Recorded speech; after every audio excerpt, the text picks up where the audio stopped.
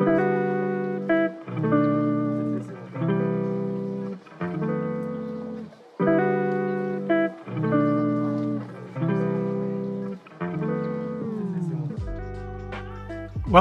back to the Floyd Memorial Library podcast, where you'll find information on what's going on the North Fork of Long Island. We'll be focusing on issues and opportunities going on in the community, as well as people and stories from the present and the past. I'm your host, Christopher Bianchi, and for episode 53, our guest today is Beth Young, and she is the editor and publisher of the East End Beacon. And we talked to her about her ancestry and her childhood on the North Fork. We delve into her journey into journalism, including her experiences working for the Sag Harbor Express, as well as her time at Columbia University, where she earned her master's degree in journalism. Beth also shares her story of returning to the North Fork to work for the Suffolk Times before founding her own newspaper, the East End Beacon. We discussed the challenges and changes in journalism and her hopes for the future of the North Fork. So I hope you enjoy episode 53 with Beth Young. This episode was recorded May 9th, 2024. Thank you so much for coming on to the podcast today. Yeah, I'm really, really happy to be here. Thank you. Absolutely. So to start off, can you give us a little introduction about yourself, where you were born and raised? Yeah, so I was born in Central Suffolk Hospital in Riverhead, which is now Peconic Bay Medical Center, back in 1978, and grew up in Riverhead until I was about 5 years old, and then my parents divorced, and I came out to Greenport with my two younger sisters, myself and two younger sisters, with my mother, and my father stayed in Riverhead, and we spent the weekends there with him. Spent much of my childhood until elementary school in Greenport. Then we moved to Mattituck. Went to high school there a little bit when I felt like it. And then became a journalist and covered local news on the South Fork for a whole bunch of years. And came back home, covered it back here, and launched the Beacon as a website in 2013, and then we launched a print edition in 2017. So. Wow. And then, so just to go back a bit in terms of ancestry, how far back can you go on your parents, either your mom or your dad's side? Yeah, so my father's history, his family is from the Young's family that founded one of the founding families of Southold Town in 1640. I don't know a lot about the Reverend John Youngs. He was one of the founders of Southold Town. I do know he came here from New England, and before that he came here from England, from Southwold. And he and Barnabas Horton and the whole crew who came over here started a town and laid down the law. I hear they needed to be a little harsh, or they thought they had to be a little harsh. I haven't explored that much of my history. I'm a little afraid to know some of it. Yeah. But my great-grandparents on my father's side had a farm on the corner of Osborne Avenue and Sound Avenue in Riverhead. So that's the oldest sort of that I remember. Mm-hmm. My great-grandfather, Franklin, and his wife, Joyce, they had a farm. They grew a lot of potatoes, as everyone did back in the day. Mm-hmm. They raised St. Bernard puppies and sold them. I found in a historical newspaper search their ads for St. Bernards. And my grandfather grew up there. My great-grandfather had polio, so they spent the winters, he couldn't handle the cold winters, so they would go to Puerto Rico every winter and come back in the spring. So my grandfather, they took a boat there all the time, and my grandfather was always very excited about the trip. He made friends with the captain as a young child, and he let him drive the boat, Probably not completely. Like they let you drive the ferry to Shelter Island when you're a little kid, maybe for a minute. Yeah. But he remembered it very fondly. And the captain of that boat, I don't know his name, but he was killed in by, I believe, according to my grandfather, by Nazi submarines. Oh. And my grandfather said, "That's it. I'm going to fight in the war."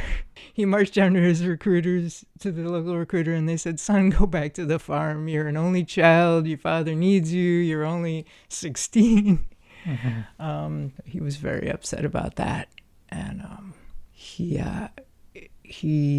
we found out years and years later that he was the valedictorian at Riverhead High School because at his 50th anniversary, they couldn't find him because he moved to California in the early 80s. And so they found my father, called up my father and said, "We really want to have," Halleck Young was his name, "we really want to have Hal come to the 50th reunion, seeing as he was the valedictorian and all." And my father said he never told us that. He told us all his exploits, but he never told us that. So apparently he was the valedictorian, and then he joined the Navy. He wanted to study journalism, actually. He was accepted to Rutgers and Columbia, and he joined the Navy instead. And he was in training as a pilot when the war ended.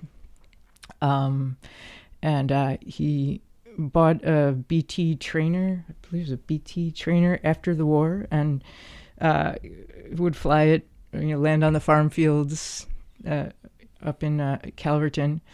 He went to work for the Reeve lumber mill in Vermont back when the Reeves family was building Reeves Park in Riverhead. So he ran the mill for a while, met my grandmother up there. They fell in love. He was married once before, and he was staying at a place called the Bromley House in Vermont. And my grandmother was the bartender, and she heard his wife and another guy plotting to sabotage his airplane so that he would die. Wow. So she tells him, you might not want to go up in this airplane this afternoon. I believe your wife is plotting to kill you. And he said, "Thank you." And so he divorced his first wife. He didn't die. He married my grandmother. And she already had one son, my Uncle Clayton. And they had 4 more kids. And then they had kids. So he was always the storyteller in the family. Did you got to meet him? Yeah, I knew him pretty well. Yeah, we would go out and visit him and my grandmother Glacia in the summertime. Mm-hmm. Spend time they lived in Sonoma. They were the caretakers of a ranch. My grandfather had been a house builder. He built quite a few houses in Reeves Park and around that area.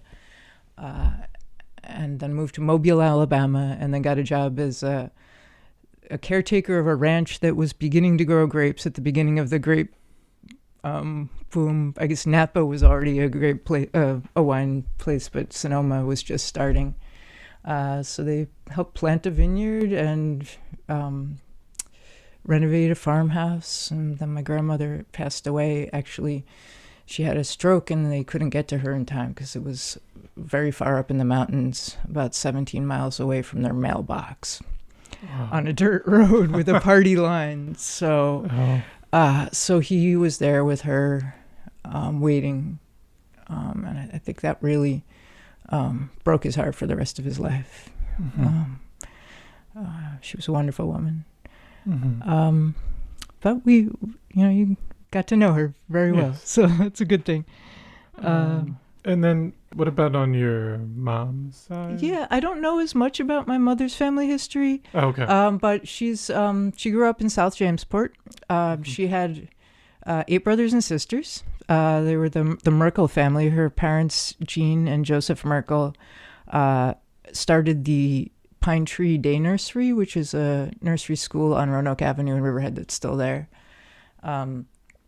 They loved boats. They always wanted to have a boat. So they kept selling boats and getting bigger boats. And then my grandmother wrote a book called 9 Boats and 9 Kids. So I guess it was her big ambition to have 9 boats and 9 kids. So she wrote this book. It was about raising that many children and trying to squeeze them all into a boat. And I guess that's why the boats kept getting bigger. So that was really fascinating family reunions to go see all these aunts and uncles who grew up in tight quarters on boats. Yeah. Some of them joined the Navy. They all had really vastly different and varied experiences. But so her father was of German and Polish ancestry, and her mother was French Canadian primarily. So okay, but South Jamesport was where they had all their adventures. And I guess, how did your parents meet? They were both in high school when they met. I'm not exactly sure how they met. Okay. But he was very involved in theater, and I think she came to see some of his performances. Maybe they knew each other throughout school. So, so they fell in love in high school and decided to have a family. And when I was very little, we lived in an apartment upstairs from the nursery school on Roanoke Avenue. They tell me this happened on my first birthday, but it might have been my second, because I remember it very clearly. There was the nursery school is a complex of buildings. So there were maybe 3 or 4 buildings on the site, and one of them was an apartment. And a person who was renting the apartment at the time, we lived in the upstairs apartment, and then there was an accessory building behind another building. And the person had tried to kill himself and set the house on fire on New Year's Eve. So I just remember clearly the flames shooting up everywhere, my parents being frightened, watching all the firefighters come and put out the fire. And how old were you at that time? Well, it was either my first birthday or my second birthday. Because I have such a clear memory of it, I think the fact that people tell me it was my first birthday, I don't think that's the case. It was probably my second, because I have a very clear memory of standing at the window, going from window to window, trying to see what was going on. And my father is a piano tuner and a piano technician, and we always had music in the house, so it was very comforting thing to have a piano nearby. Yeah. What was his job title? So he's been self-employed almost my entire life. I think he worked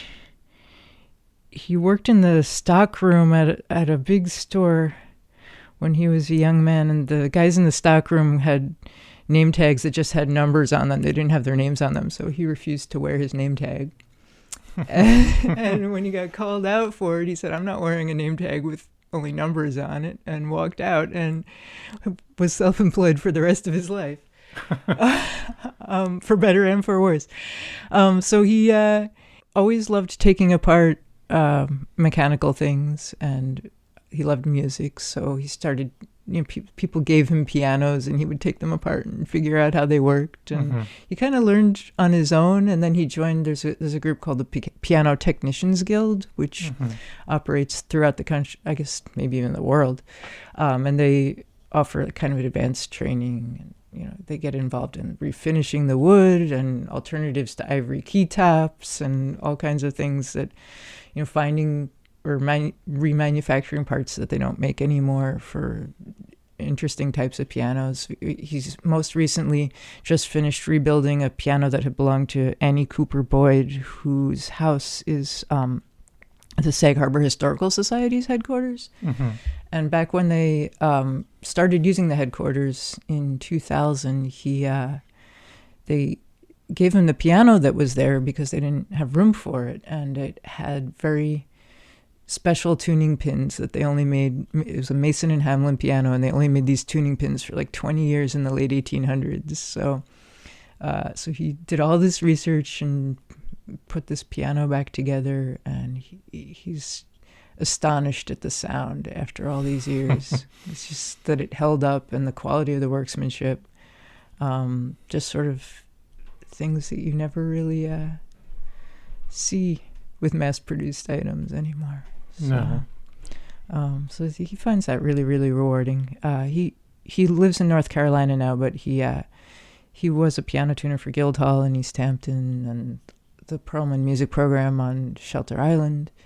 A bunch of the big places that have pianos on the South Fork. He's like Steinway's official concert tuner. So he was way too busy here. And he left town, I think, to get away from so much work and from the traffic on the South Fork. So, but did he go to high school in Riverhead? Yeah, his mother worked at the Stony Brook School, which is a prep school in Stony Brook. So he went there for a couple of years with her. Like, he'd go to work with her in the morning and go to school there. But he also went to Riverhead for a while too. My mother went to Riverhead. Yeah. Okay. And what did your mom work as well? Yeah, she worked at the Mattituck Library, actually. Oh. Yeah, she was in the office at the Mattituck Library through most of my childhood. She really enjoyed working there. And she kept on doing library bookkeeping after she semi-retired. So she did that for the Quag Library and for the Amagansett Library. But as a child, being able to grow up going to hear piano concerts and go to libraries was a really sweet way to grow up. Mm-hmm. Just to get exposed to a lot of ideas and the heart of the community, really. So that was a really rewarding thing. Yeah. And how did they kind of describe the North Fork at that time, or when they were growing up? Did they ever talk about? Obviously, they probably would see that it has changed a lot, but I don't know if they would tell you stories of growing up. Well, I know my grandfather hated planting potatoes, and he couldn't wait to leave the farm. And my great-grandparents' farm at that point, I think there's a road off of Osborne called Young's Avenue, which is where the Riverhead Town Dump is now, which was actually part of my grandparents' farm. I'm sure Riverhead would be happy to get rid of it at this point. But at the time, it was such hard work working on the farm, and you never got to see the world because you had to be there and take care of the farm. So my grandfather really never wanted to see another potato in his life after he left home.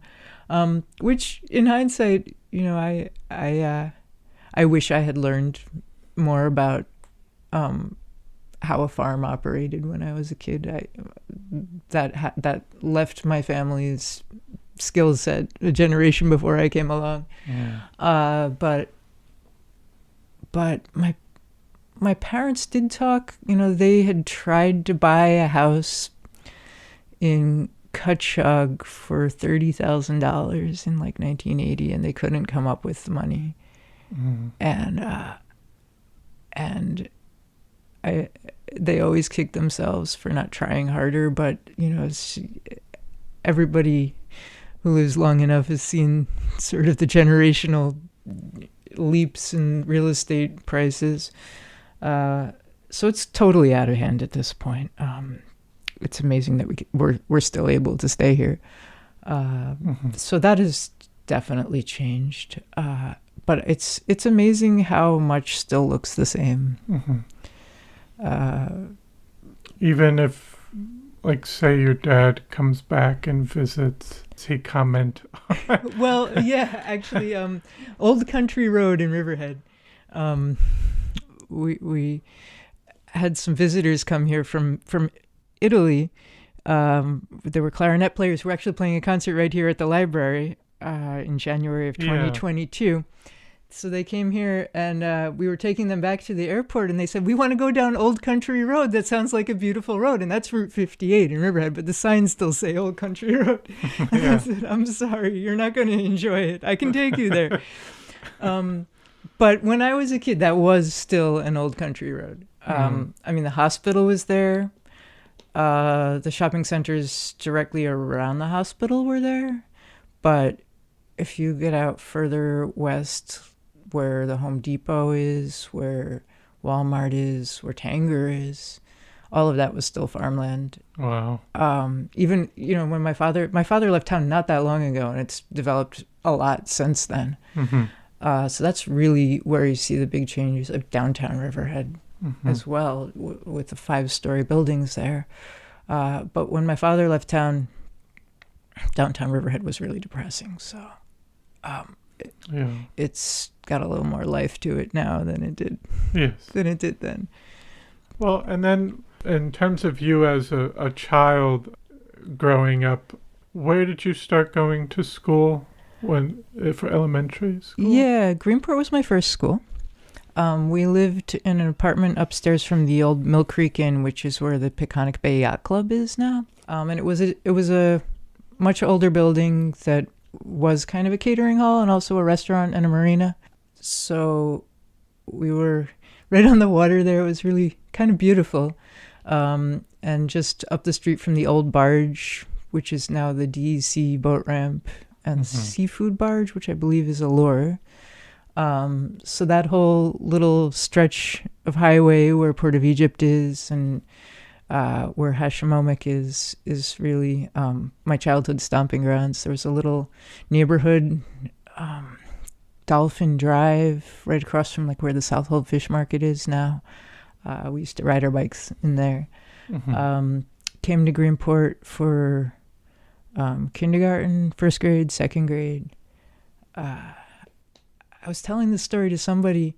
I was telling this story actually to someone at the Rotary in Greenport a couple of weeks ago. That there was a fire at the Mill Creek Inn as well when I was in like second grade, and it was in the kitchen downstairs in the early hours of the morning. And I remember looking down from the entrance to our apartment and seeing the fire below us and having to like leave in our pajamas. And my mother was on her way to work and she said, "What do I do?" And she brought us into the school, and it was before like the high school was in session, but the elementary school wasn't. And the people in the cafeteria made us breakfast, made us feel comfortable, made us feel warm and loved. So I was telling the story, and I know a woman, Lydia Wells, came up to me. She was there, and she said, "I was the guidance counselor at the school, and I was trying to figure out why you looked so familiar to me." And she said, "I remember that day. I remember the fire. I remember you and your sisters coming in here." And I didn't know who she was when I was a little kid, but she helped to keep us all together that day too. So Greenport's a very special place. It was always very welcoming of people who were looking to rebuild their lives, which my mother was doing at that time. So there was a real sense of community here. And then I went to the Hampton Day School for one year. It doesn't exist anymore. It was in a potato barn in Bridgehampton. I took the two ferries across to go to school there. Oh. It was kind of surreal. And you called your teachers by their first names there. So my teacher's name was Joe. I wish I remember his last name. But Joe said, every day you have to bring in one piece of news or one thing you find in a newspaper or one thing you hear on the TV news. You have to bring it to school the next morning and share it with the class. And that blew my mind because my family wasn't really into current affairs, and just seeing this whole big world out beyond you and trying to make sense of it as a elementary school student and trying to distill it and tell other people about it in a way that made sense was just the most fascinating thing in the world to me. So between that and playing catch with me every day at recess, Joe set me on a path. Although I never played baseball, but at least I don't get hit by the ball anymore. But that's kind of when you started. You feel that you got interested in current affairs and journalism. Yeah. How old were you? I think that was fourth or fifth grade. Yeah. Okay. Yeah. And then from there, did you move back to the North Fork for? Yeah, we were still living above the Mill Creek Inn at that time. Oh. So we'd come through Greenport on a little bus and go across to it was just me and maybe 6 other kids they picked up along the way. Not sure how we ended up going there, but it was an experience. And Bridgehampton at the time was just potato fields as well. And this one building was a converted potato barn, which was an unusual thing at the time. But now I think a lot of the architecture down there pays homage to potato barns in some way or another. Yeah. I don't even know if that building is still there. I think it might have become the Ross School's elementary school, but I have to double check on that. But then we came back, we moved to Mattituck, and I went to middle school, or I went to Cutchogue East for 6th grade, then the junior high in the front building in Mattituck, and then the high school behind that. And when you were in Mattituck, what activities would you do maybe on the weekend or outside of school? Someone handed me a clarinet in band class and said, "We have a bunch of these. You should learn how to play it because we have a bunch of these." Which tortured a bunch of people in my family for a while, but I think eventually I worked really hard at it all the time. So I think I got some level of competence at some point, but then I gave it up after high school. I actually sat next to Brian Mealy, who's on the Southold Town Board in band class.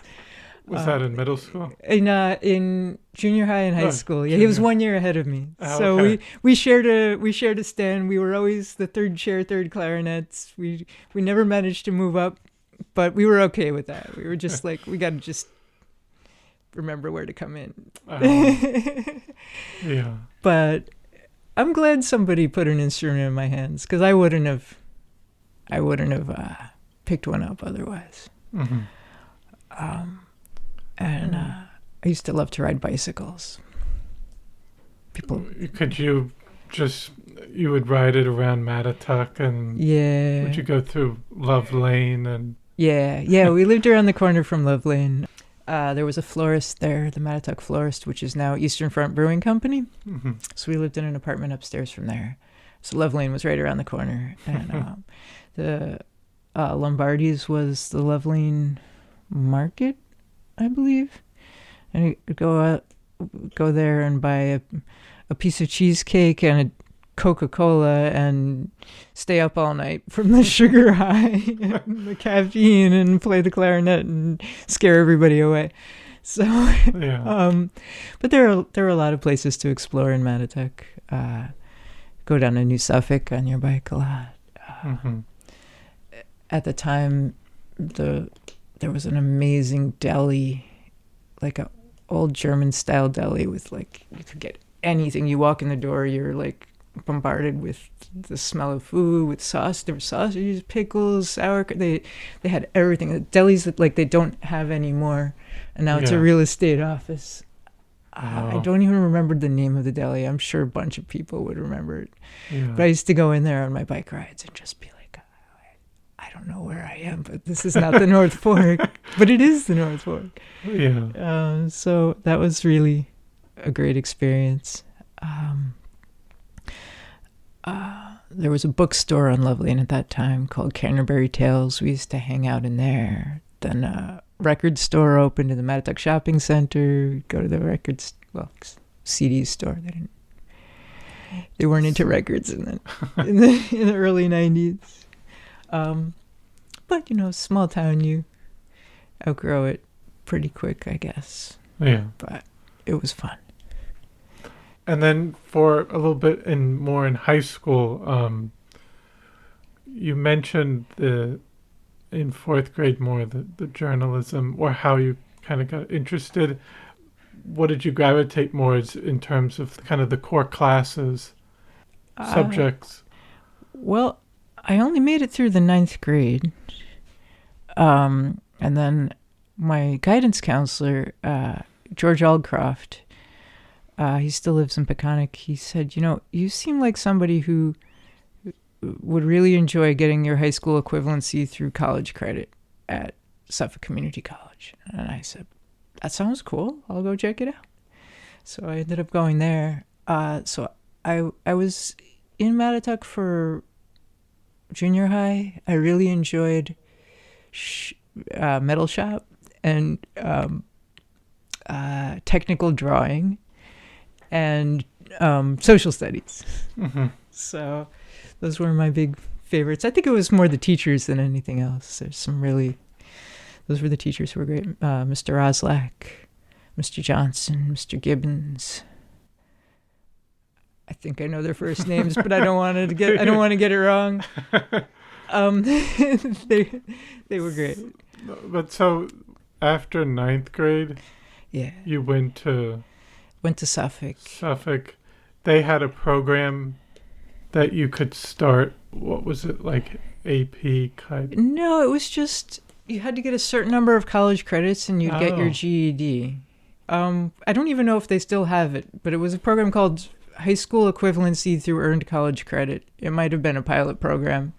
I might have just been, so when they were trying to see if it worked. So I started taking laboratory science classes there. And I got through everything except ichthyology. I didn't turn in my final paper. So I never got my certified laboratory technician certification. But I did get a fellowship at Brookhaven National Lab, which I was really excited about. And then when I got there, you were making standardized samples all day long in a windowless room with your radiation tag on your shirt. And I said, oh gosh, I might have picked the wrong career. I didn't really think this through. Now, how old were you at the time? I think I was 18. Okay. Yeah. So I was kind of just figuring out what you were wanting to do. Yeah. But at that point, were you thinking journalism? Not really. No. I mean, I like to write. I wrote for the college paper a little bit, but I liked more. I like getting in trouble a little bit more. So journalism is a great way to write and get in trouble and have a good reason for it. Yeah. A little good trouble. So I was in the lab thinking, oh gosh, like all these years, and I was so down about it that I didn't finish that ichthyology paper. But then someone said, well, maybe you need to do field work. So the program at the time was run by Chuck McCarthy, who lived in Mattituck. I don't know if he's still here, but he said, Suffolk County Health Department is looking for a bathing beach water sampler, like the people who go to the beaches after it rains and make sure there isn't too much bacteria for people to go swimming. So we get to close down the beaches and make everybody miserable. But it was my job to go take these little bottles of water and bring them to all the bathing beaches in Suffolk County and fill the bottles with water, keep them in a cooler for the whole day, bring them back to the lab, and somebody else would run the analysis. And that was fun. Good summer job. Got to go all over, Lake Ronkonkoma, North Shore, South Shore. Mm-hmm. There weren't that many spots on the East End, but really got to learn a little bit more about Suffolk County. Yeah. And then were you thinking of going for a bachelor's? Yeah, so I in the middle of all this going to college stuff, I had a son when I was 18. His name is Isaac. He's 28 now. And so I was involved with a guy who I met at college who lived in Sag Harbor. So I was spending quite a bit of time in Sag Harbor, and they were looking for someone to deliver the newspaper. And I walked in and said, I'd love to deliver newspapers. Sounds like fun. And then the editor, like a few weeks into that, he said, what else do you do? I said, I like to write. He said, well, here, write this story. His name is Brian Boyhan. And he took me on, and then I stayed there for like 8 or 9 years. Got my bachelor's at Empire State College, which was kind of,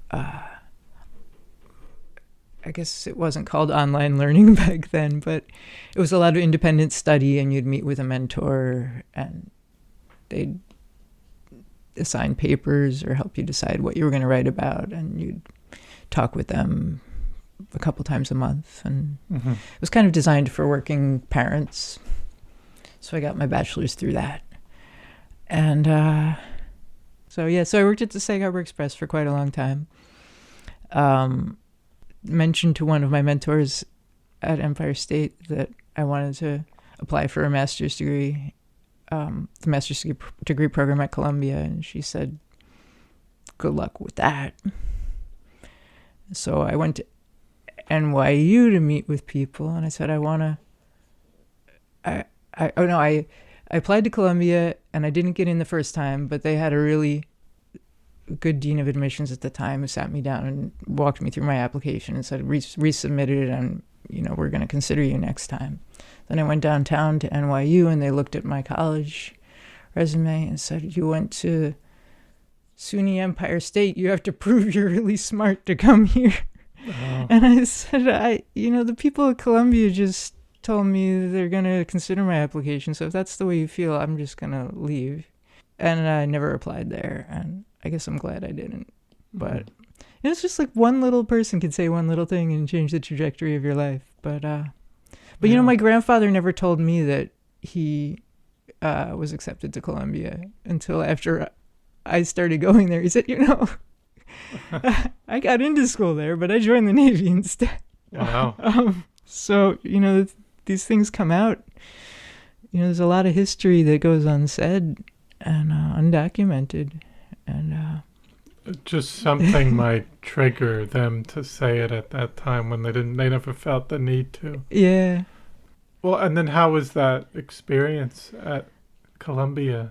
It was all right. I was working full time through the whole thing, so I'd work and then get on a train and go to classes after work. Oh, so you bring my son to my sister's house between them. So commute from the South Fork into. Yeah. Oh. So I was going there 2 days a week. I think if you're going to a school like that, you really need to have the time to build a network to make it really worthwhile. Mm-hmm. And I wasn't able to do that because I was working full time. But it was worth doing. Yeah. It was worth doing in the end. I wasn't sure about it at the time. It was a lot. But they do most of their weeding out people at the admissions level. So once you get there, at least at the time I was there, it was pass-fail, which kind of blew my mind because it didn't seem as rigorous as I had expected because of the pass-fail nature. But things might have changed there since. And coming from being a working journalist where, you call people up and you say, hi, I'm so-and-so from such and such media outlet. We want to write a story about you. People are honored. They want to have their story told. But if you call people up and say, hi, I'm a student at the Columbia Journalism School, it doesn't matter. You're still you're not writing for publication. You're not. They hear the word student. Maybe. Yeah, they hear the word student, and then they don't want to talk to you. So coming from a world where you were already a working journalist was kind of anticlimactic.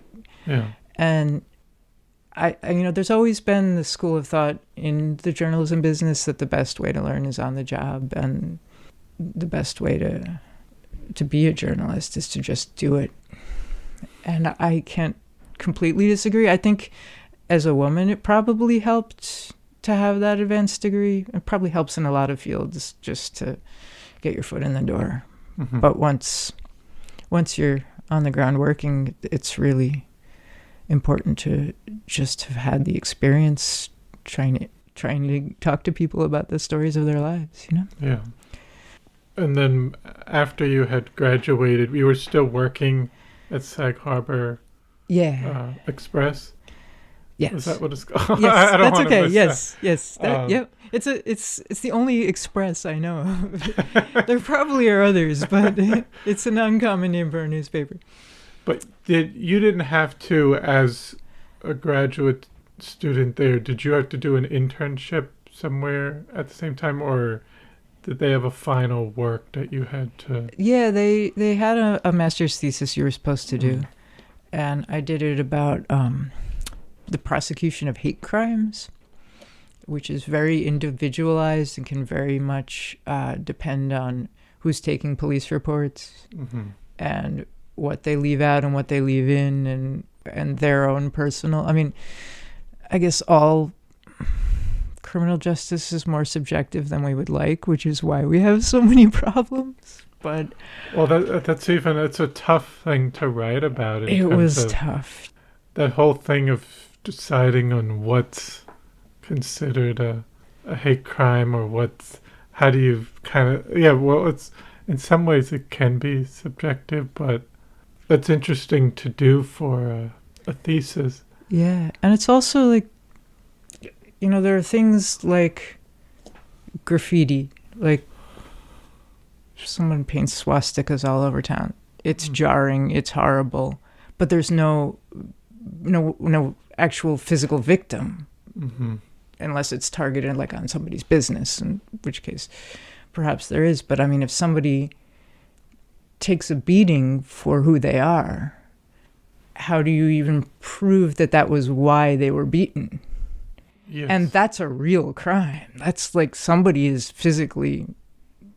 can be physically severely injured and not have the resources to see that justice is done in that situation. And there's only one victim. Whereas like in a case like something like graffiti, it's like the victim is kind of all of us, but it's not, none of us have been physically injured. We're just, our sense of safety has been threatened. So that's a very strange paradox, and something that I explored in the thesis. I was happy with it, but I was happy to be done with it as well. I mean, the bottom line is it's just way too subjective a process, or it was at the time, and there have to be better standards. And I think Suffolk County has been doing quite a bit with that. But we have local police departments on the East End that each have their own sets of rules and regulations, and they interact with the county, and probably there's more interaction than there used to be, just like there's more coordination in healthcare. Just, technology is making that possible now, for better and for worse. We just have to make sure it's for better more than for worse. Yes. Now, did you work for the East Hampton Star? The East Hampton Press, actually. East Hampton Press, yes. Sorry. Yeah, no, there is an East Hampton Star. I'm getting them all mixed up. I know. I'm so sorry. No, it's quite all right. I jumped around after that. I went to Washington, D.C. for about a year after graduating, and worked for a wire service down there called the Jewish Telegraphic Agency, covering Congress, a little bit covering White House, a little bit covering Middle East peace talks that no one remembers because nothing came of them, and the same problems are still happening, only 100 times worse. So I was down there for about a year, and I graduated from Columbia in 2007, and at the commencement in May, they were talking about how, the economy was wonderful, and it seemed, I remember the president of the college at the time, Lee Bollinger, was saying that it seems like the sky is the limit and we can all achieve our dreams and wonderful things are going to be happening for all of our graduates this year. And then that fall, the Great Recession happened, the entire economy fell apart, the news industry fell apart. I had been working as an unpaid intern, had to find a real job, and nobody was hiring. Got a call from the people at the Southampton Press who had asked me to work for them before I left town, and they said, we're looking for reporters, will you come back home? And I said, yes, absolutely. And when I was leaving DC, the guy who had painted my apartment when I moved in there came back to paint it as I was leaving. He said, I'm really glad you're leaving because this is the first job I've had since I painted your apartment when you got here. And I said, oh my gosh, now's the time to be somewhere safe and close to home.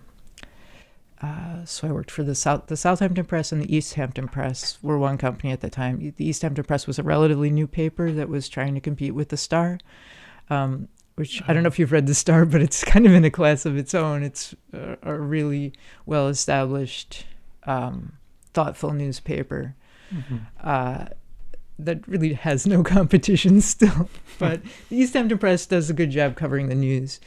The very straight, it happened this week, community and zoning news. But the East Hampton Star has fiction and essays, and it's a little bit more of a literary newspaper, if such a thing exists.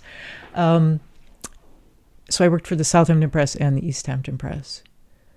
And how long were you working there? I was there for 2 years, and then started seeing my current significant other during that time, and he lives in New Suffolk on the North Fork. And he said, you should come work on the North Fork. You're from here. You come home.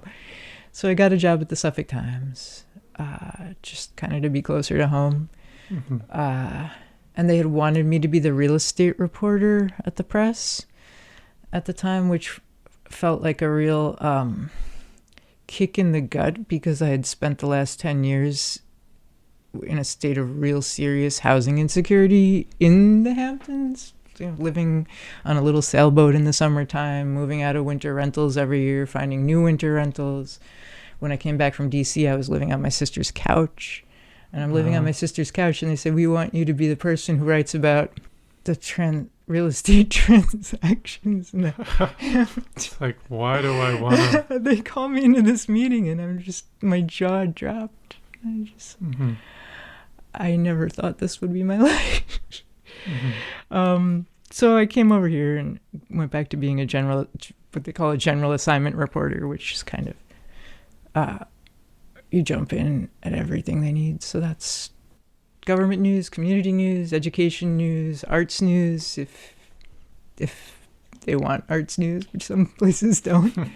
And that's an exciting thing to be, because you never know what the job is going to be when you come into work every day. It's always something different. And I feel like that's what I'm doing now, and I feel blessed to be able to do it. And if we wanted to move to how, because you were working at the Suffolk Times, but how did the idea come about for the East End Beacon? Yeah, so I had seen a lot of development issues and housing affordability issues and environmental issues on the South Fork working there. And when I came up to work here, I said, oh my gosh, this is all the same things that they were dealing with 10, 15 years ago on the South Fork. And now the North Fork is going to be facing the same things. And it's like deja vu in terms of the money and the lack of respect for the rule of law, just like regulations that people who have money have on the South Fork. It's, you did something, pay the fine, and it's the cost of doing business. Yes. And so that's migrated up here, not to the degree that it has on the South Fork, but so I wanted to tie those two experiences together. And there is no regional newspaper that covers, other than ours, that really covers the region as a whole as an environmental entity, because we are all the 5 East End towns surround the Peconic Bay. And they all share very, very similar development issues, and the logistics of the geography is very similar. Being surrounded by water, being unable to get anywhere in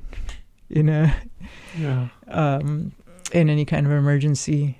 I mean, so many times County Road 39 in Southampton gets shut down for an accident during rush hour, and nobody can get anywhere.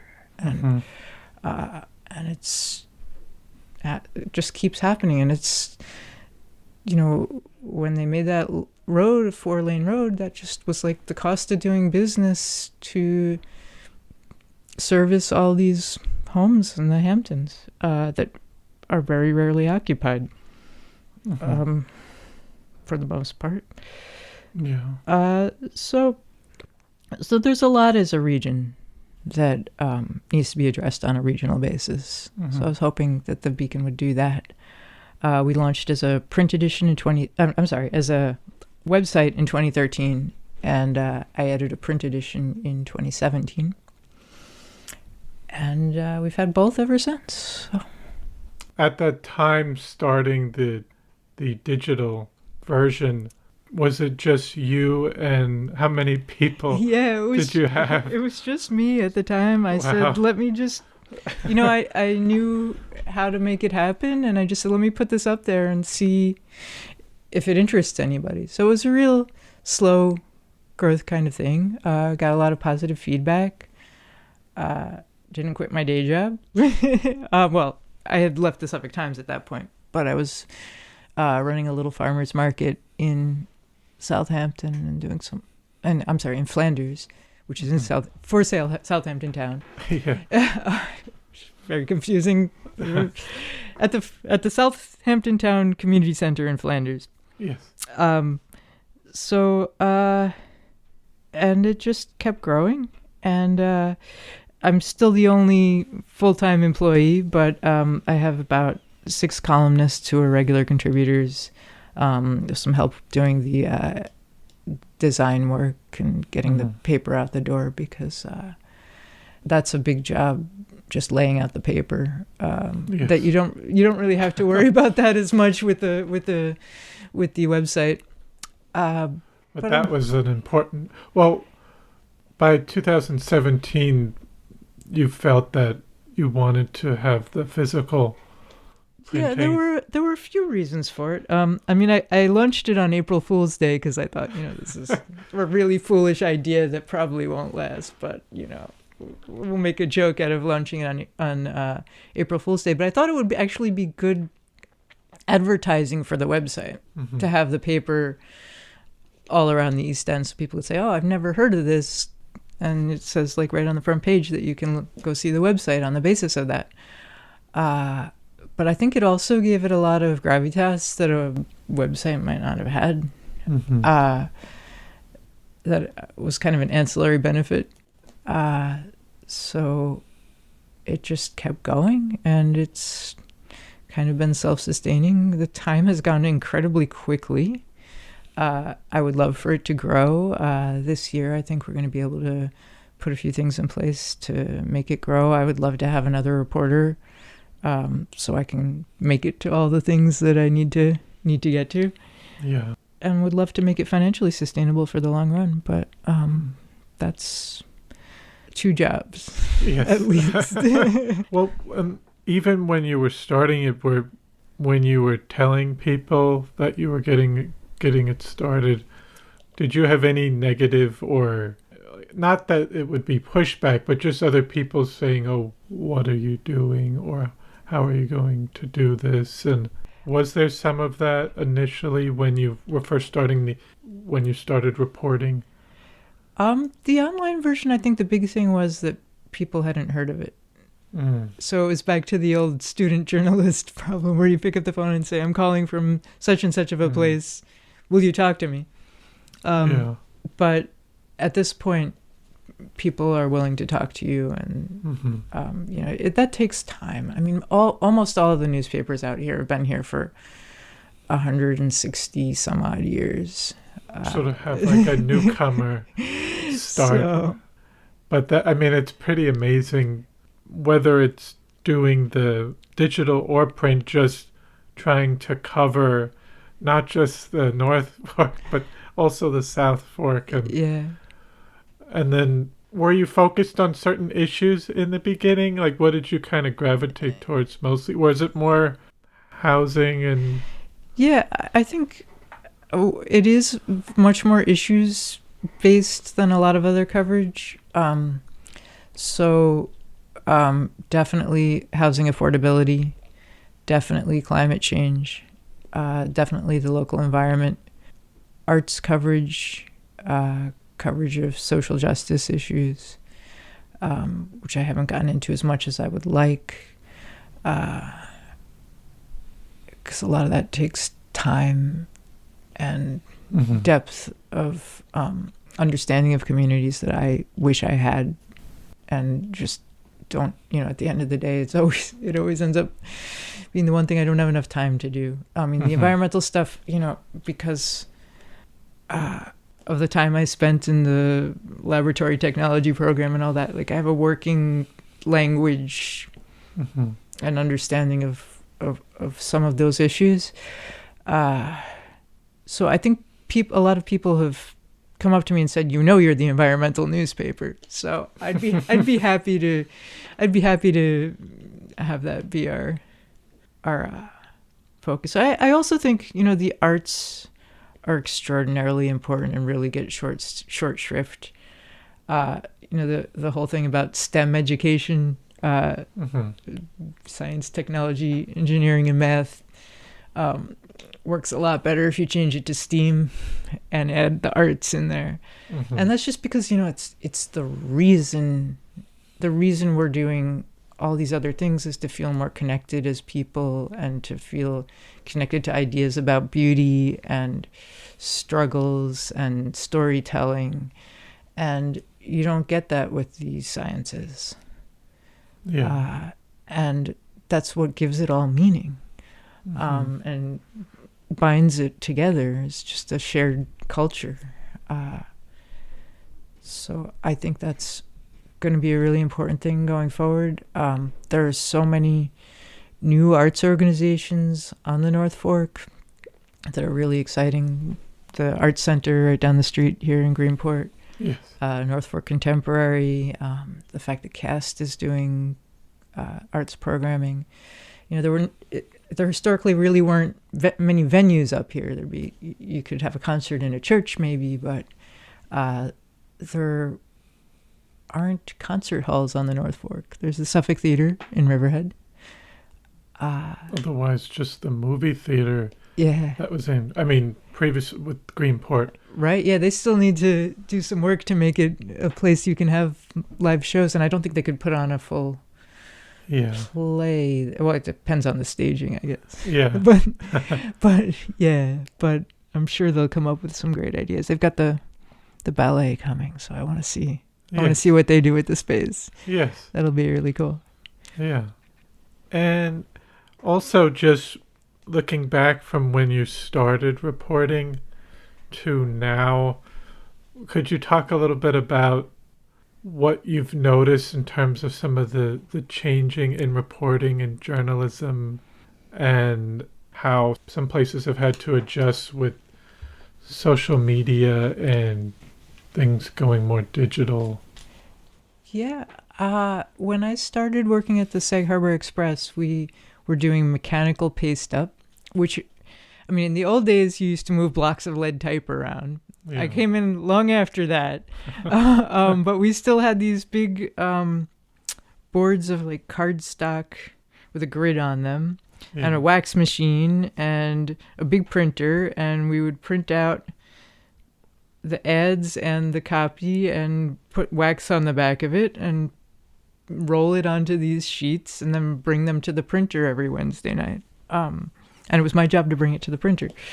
And the printer was, in Sag Harbor. We were printing at Mid-Atlantic Graphics on William Floyd Parkway in Shirley. So that was like an hour and a half or so to get there. So, and they had a deadline. So we had to driving up Sunrise Highway with this box of papers and hoping it gets there in one piece. That was an adventure. And then seeing it printed and out the next day. When I started, we were still depending on getting our 1 hour photo processed on deadline morning so we could get the pictures in the paper for that night. So obviously all that's changed an awful lot. The big thing I think that been a part of the discussions on is whether to put things behind a paywall or not. And the Beacon is not behind a paywall, and I intend for it to never be behind a paywall. Denise Civiletti with Riverhead Local is also kind of committed to that business model. It's a tough road to go down, but it's also there's so much misinformation out there in the world that to make people pay in order to get information that they can count on really creates a stratification of who has access to the truth and who doesn't. So that's a really dangerous thing for democracy. It's a dangerous thing in general. So that's why I'm committed to keeping the Beacon out from behind a paywall. I don't know that it's been financially effective for the other news outlets. I'm not really privy to that information. I assume they're hoping it becomes a big part of their business model, or they wouldn't still be doing it, and they've been doing it for more than a decade now. So that's one thing that kind of differentiates the Beacon from the other newspapers. The print edition does have a cover price, and people can subscribe, and that's a big part of how we pay the bills. And we have a lot of people who are very supportive, a really good core of subscribers, and they're really keeping the business going. And the great thing is that each and every one of them is just contributing $20 or $30 a year, but it adds up and it matters, and it's providing another news source for the whole community. So I'm committed to that. But I think more people see things online than in print. There's some core people who just love having a newspaper and a cup of coffee in front of Yes. them. I'm probably one of them, but I don't have the time to do it every day myself. So Yeah. I don't know in the long run if there will always be a print edition. That might be foolish, but I hope it's not. No, I think I personally like the physical, whether it's books or newspapers. Yeah. But I know I get that can be a challenge, and then some people just the convenience of online. But like you said, with some of that, with online, you can go down a lot of different areas and view other information from other sources, and there is a lot of misinformation. And I mean, is that something in terms of where it really is important to have those local newspapers, whereas you might not get that in a lot of other places across the country? They might have had to close, and there's only one of the more national papers. But for out here, I think that is important, instead of relying on one big news source corporation. I think they're starting to teach at Stony Brook navigating that for new journalists coming out. And how do you feel about you as a journalist trying to provide the news? Is in some ways people have said, well, it's impossible to be unbiased in some ways. And how do you provide the news, though, that it's not biased in one way or the other, but still, like you said, your paper is focused on the environment. So, sorry, that was a long... Yeah, no, there's a few different things in there. I mean, I think, we're all human beings, right? So we all...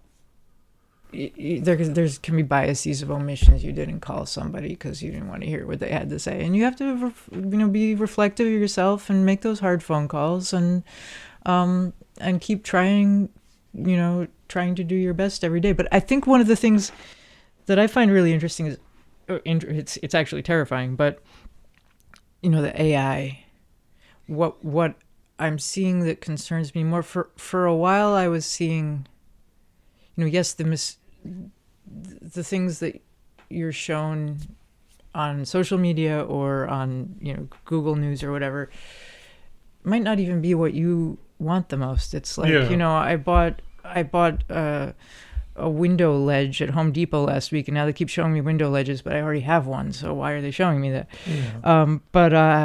But there are these AIs that are scraping a lot of the content, and some, particularly from sources that aren't behind a paywall, and like rewriting the stories and reposting them, but they're posting them on a place that is tied into the algorithm, so they're getting the Google search results, and they're showing up right next to local news sources, but they're from like a place that's like Buzz News Beats something or other, and you're like, I've never heard of this, and then you never see anything local from them again. There was one that showed up last summer, that I believe it was last summer, that was really scary. My neighbor says to me, I'm in the Cutchogue Fire Department, my neighbor says to me, that was a horrible thing that happened last night with the accident. You guys must have been out there all night. And I was like, I don't know what you're talking about. He's like, well, 4 people died up on the North Road. I said, in the Cutchogue Fire Department? Yeah. I said, well, I don't know. I mean, I know there was a horrible limo accident a bunch of years ago, but this was just last summer. I said, we didn't even get a call last night. I don't know what you're talking about. So I go and look on the internet, and there's this whole story. You can tell it's been written by a bot because of the way the language is. It's just, there are ways that you can tell that it's just not human language, and the sources they were quoting were no one I've heard of, or like unnamed sources, but the grammar was weird. And there was a picture of the road, but it was a picture of a road with like European street signs. And it was definitely not County Road 48. Yeah. So I actually sent a bunch of emails to the place that this came from and just said, this did not happen. And, my whole community is upset about it. And I don't know what made you think this was legitimate news story. And, if you click through to where it came from, it's a guy with like a picture, but but his profile is just like one cryptic sentence, and it's like the only story he's ever posted. So you don't even know if it's a real person or not. But this stuff is just making its way into people's feeds, and people just read it. They don't read the byline. They don't read the source. How do you get people to take the time to verify things when it's a lot of work? I mean, I do it for a living, and it's a lot of work, and I need to be writing the things that I'm writing, not policing other people's writings. So, places like Facebook that got in trouble for allowing a lot of fake news, their solution to that is not showing posts from any news sources. Like, you can post something, but their algorithm won't show it to a bunch of people. Yeah. So, we worked really hard at the very beginning to build a big Facebook followership. That's not a big bunch of Facebook followers. Yeah. And I don't think anybody's really seeing what we post on Facebook anymore, but they are seeing what we post on Instagram, which makes it's the same company. Yeah. But Instagram seems like a relatively friendly place. Yeah. So, it's a quagmire. Yeah. Oh, and then you just mentioned that you are on the Cutchogue Fire.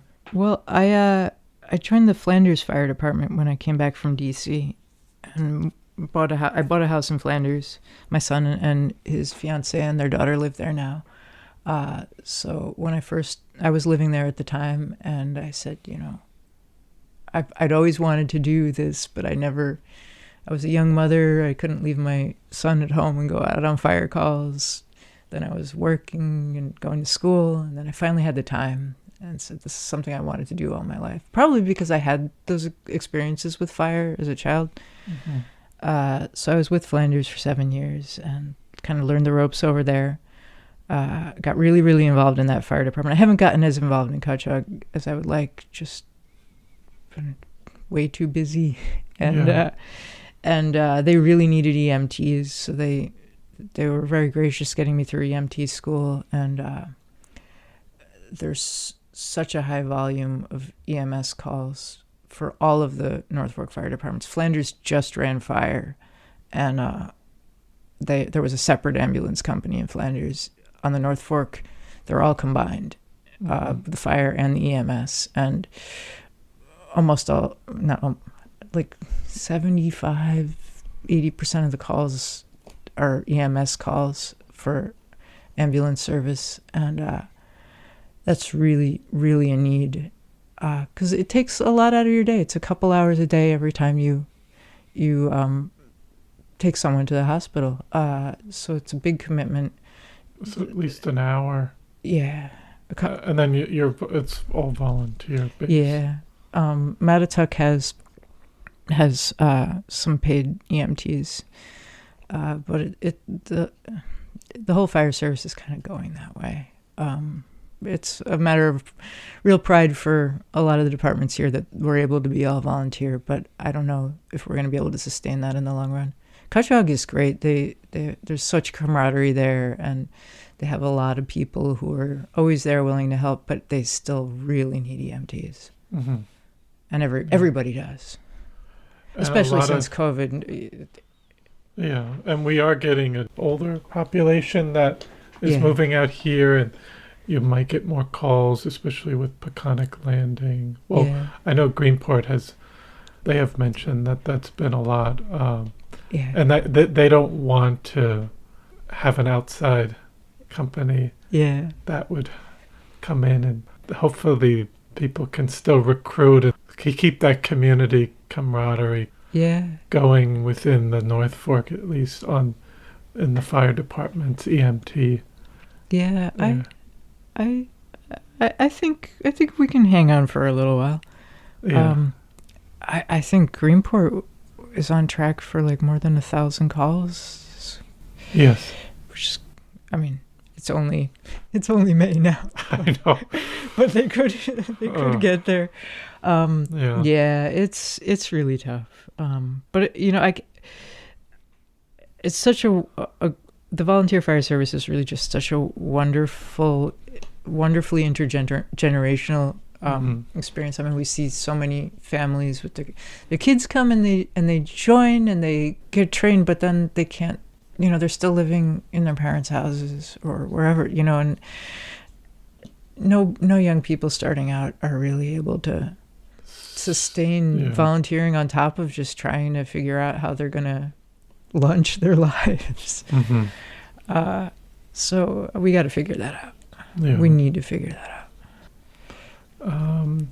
I did have just 2 or 3 other questions, because I know it can be hard to pick first stories, but I was curious if you had even something that wasn't even covered by one of the other papers that you felt proud of that you were covering.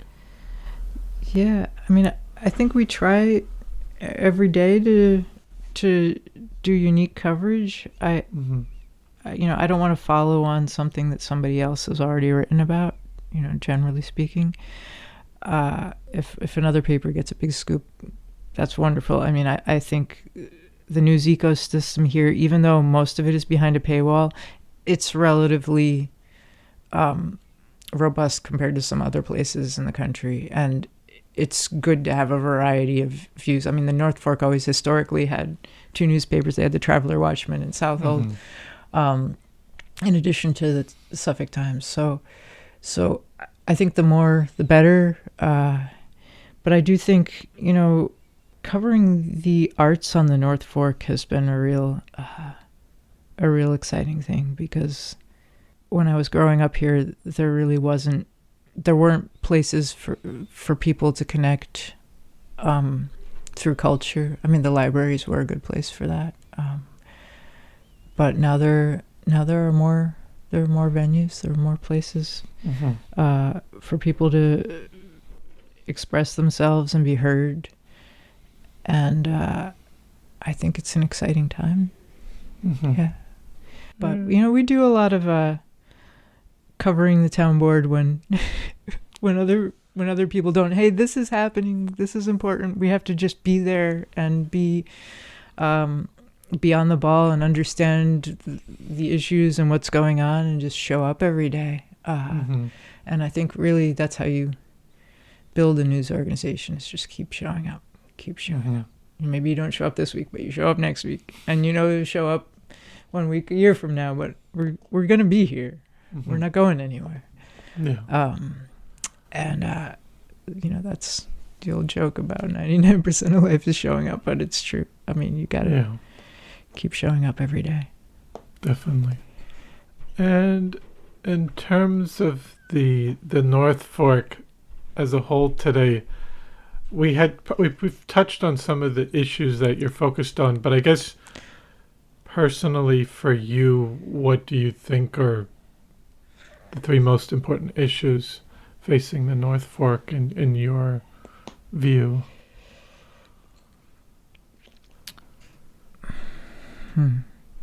I mean, I think housing is really, really high up there. I've seen sort of a sea change on the South Fork in the time I've been covering the East End, and people realizing, oh my gosh, there's going to be nobody left who actually lives here. This is a real thing. It's not like housing for whoever you don't want in your backyard, which is crazy. But so that's kind of gone by the wayside on the South Fork. I don't think it has really on the North Fork.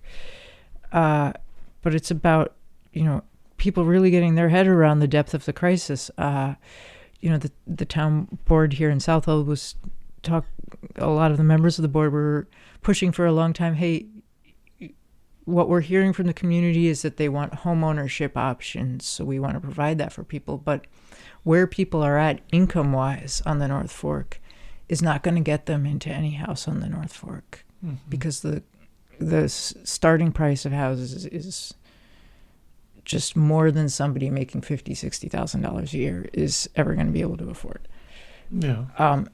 And most of these local jobs are in small companies where you aren't going to have that room for advancement, so that you could someday down the road afford a mortgage. You're dependent on being with the spouse and having two incomes, but if you don't have that, you're in such a hugely disadvantaged position. So rental housing is absolutely necessary. Accessory apartments are absolutely necessary. Whether they can happen in a format that doesn't involve too much red tape is really something that I think everybody who's making the decisions at the local government level is aware of and working on right now. So we got to work quick. Climate change, I think we have to get real about coastal retreat and about building resilient communities, because if you can be there for your neighbors and help each other and live in a community where that can happen, you're going to be in a much better place than a place without a network of people who know each other's needs and know they can help meet them. And I think having a newspaper in town is part of that network. Can be a very big part of that network. I think that means a lot. Yes. Yes. I guess you probably saw that in New Orleans. Yeah. Yeah. Third big issue, just overdevelopment and people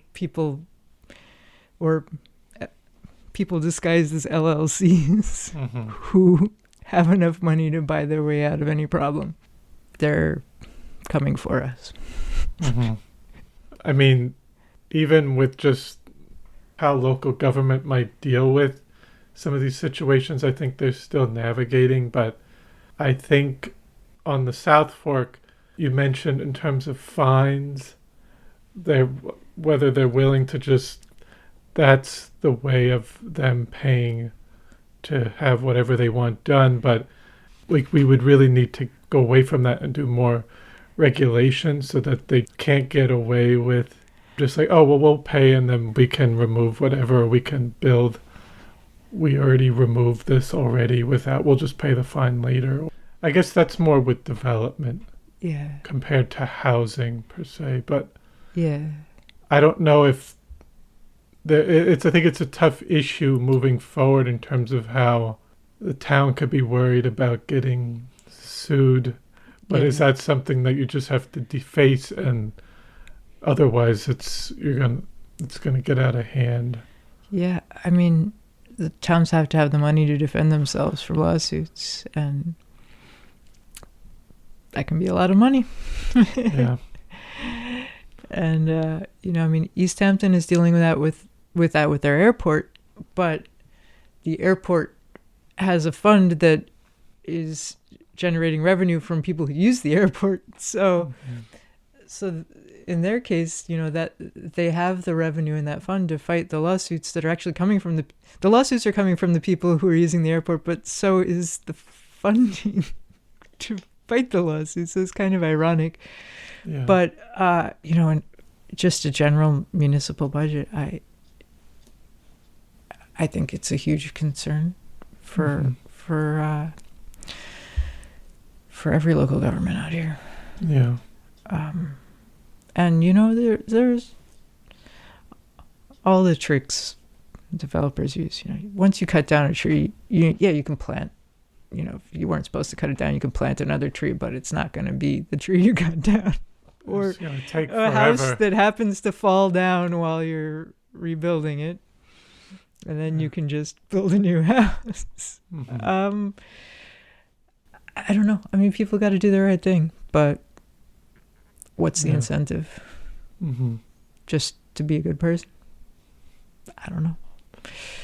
It's hard, and I think it's people have said it all the time, but even just money and greed might outweigh the humanistic do the right thing. Whereas, well, how can I make the best profit, or when money's not an option for a lot of these people? Yeah. That's a global problem right now. And That's too big for any of us to solve.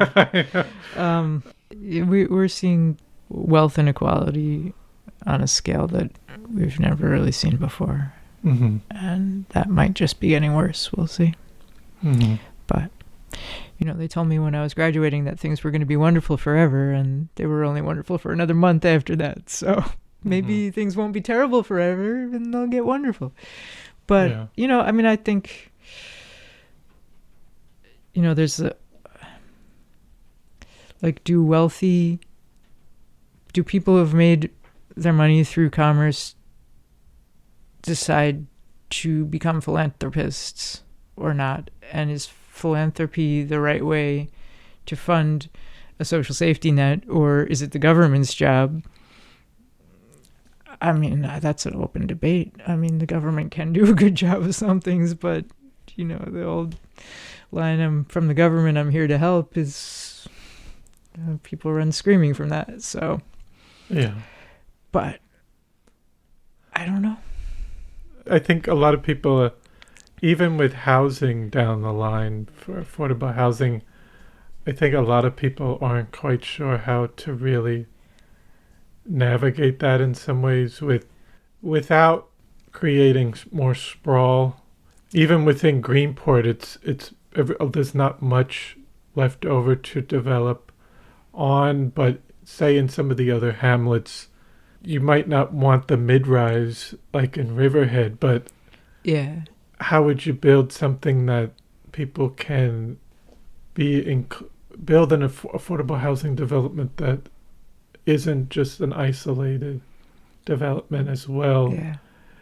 And other people have said, well, there have been developments that were built for affordable housing, but now, after so many years, now they're also expensive after a few years. So it's almost like you do need some form of regulation, but then where's the money coming from to subsidize for the increase in real estate?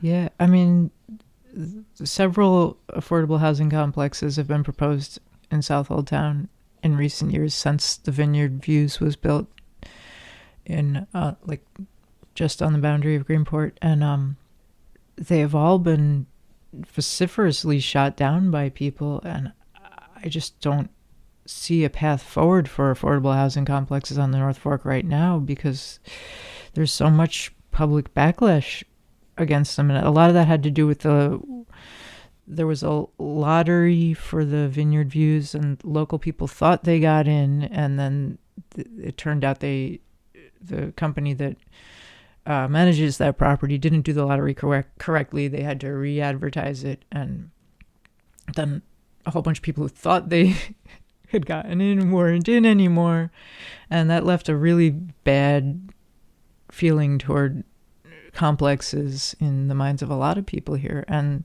that's a real shame. I mean, it just goes to show that everybody's eyes are on the developers who are doing this, and not to have, just to get a developer that's willing to come into such a hostile environment is almost impossible. And you need somebody with money to make these things happen. Somebody with money that they're willing to put into building. It's not cheap. Mm-hmm. And they need to get all kinds of different financing or subsidies. And the community housing fund, money's coming into that. Local fund, money directed locally by the 4 of the 5 East End towns could change things, but it's going to happen slowly. And on the North Fork, it's not a ton of money compared to what it is on the South Fork. I mean, in the first year or so, East Hampton has come up with more than $4 million that they're talking about putting to use, and I don't think we have anywhere near that much up here. Well, and then just lastly, what have you enjoyed the most about living and working on the North Fork? Well, I grew up here, but I was a really quiet kid. So I spent a lot of time in nature. I spent a lot of time in music. I spent a lot of time riding my bike. But I didn't really get to know a lot of people. And coming back home and really getting to know a lot of people in the community where I grew up, and just being amazed that they've been here all along, and I hadn't made that connection as a child, and I'm able to now, and we're all able to connect with our neighbors. And post-COVID and going forward into what we're going to be dealing with in the years ahead, we need that community. It's a lifeline. We all need it, and we all need to just get out and talk to our neighbors and get involved, help out, do what you can. Every little bit helps. Mm-hmm. I think that's the number one concern moving forward in terms of, especially with climate change and housing, have been talked about, but I feel from a lot of the people I've talked to, it's making sure there's still a community connection. And obviously there's been a lot of influx and changes even since COVID, and even in a changing digital environment. Yeah. It can be tough to have interactions, and it can feel isolating whether you have everything at your fingertips. Yeah. But I think that is something that I hope people can still come together and work as a whole for the community. Yeah. Yeah, I think a lot of people who've moved here recently have felt that that's an important part of being here, and they want to contribute to the community. And I think it's important to note that there are a lot of people who've moved here recently who really want to be a part of keeping this a wonderful place. So they're definitely not the enemy.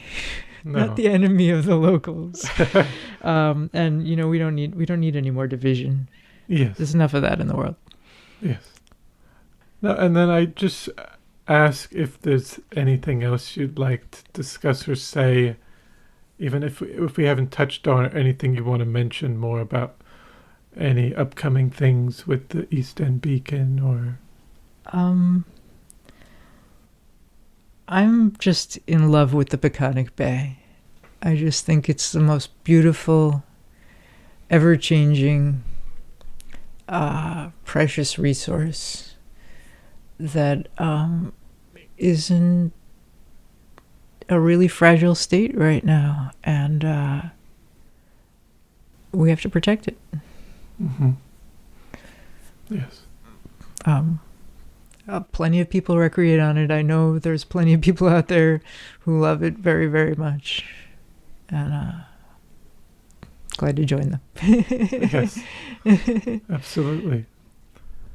No, so I want to thank you so much for taking the time to come on to the podcast today, and I really want to just say it's amazing the amount of work that you do, and the time. I can't imagine how much time it takes to go to all these meetings and gather all this information for the East End Beacon. So I really want to congratulate you on that. Oh, well, it's my pleasure. It's a joy to do. It really is. It's really great to be here with you. Thank you. Yeah. Well, I hope you enjoyed episode 53 with Beth Young. I want to thank you for listening to the Floyd Memorial Library podcast, and we'll see you next time.